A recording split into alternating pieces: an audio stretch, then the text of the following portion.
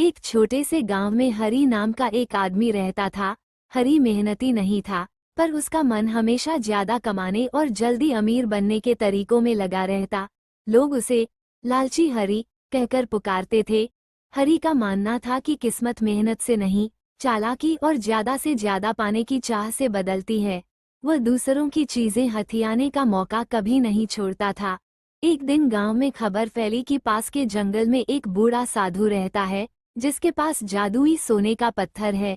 कहा जाता था कि जिस चीज को वह पत्थर छू लेता, वह सोने में बदल जाती। हरी के कान खड़े हो गए। उसने सोचा, अगर वह पत्थर मेरे पास आ जाए तो मैं पल भर में अमीर बन जाऊंगा। अगले ही दिन वह जंगल में साधु से मिलने चला गया। साधु सरल और दयालु था। उसने हरी को पानी पिलाया और पूछा, बेटा, तुम यहाँ कैसे? हरी ने हाथ जोड़कर कहा, महाराज, मैंने सुना है आपके पास जादुई पत्थर है। मैं बहुत गरीब हूँ, क्या आप मेरी मदद करेंगे?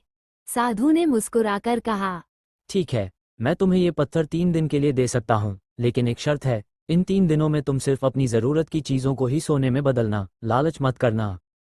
हरी ने हामी भर दी, लेकिन मन ही मन उसने सोचा कि 3 दिन में मैं पूरे गांव को सोने में बदल दूंगा।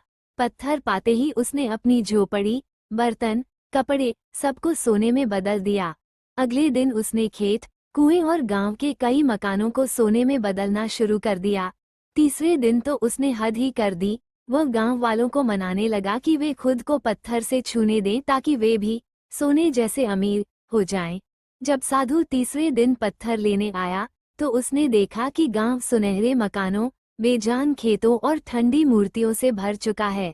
इंसानों की जगह सोने की मूर्तियां खड़ी थीं। गांव वाले हमेशा के लिए खो चुके थे।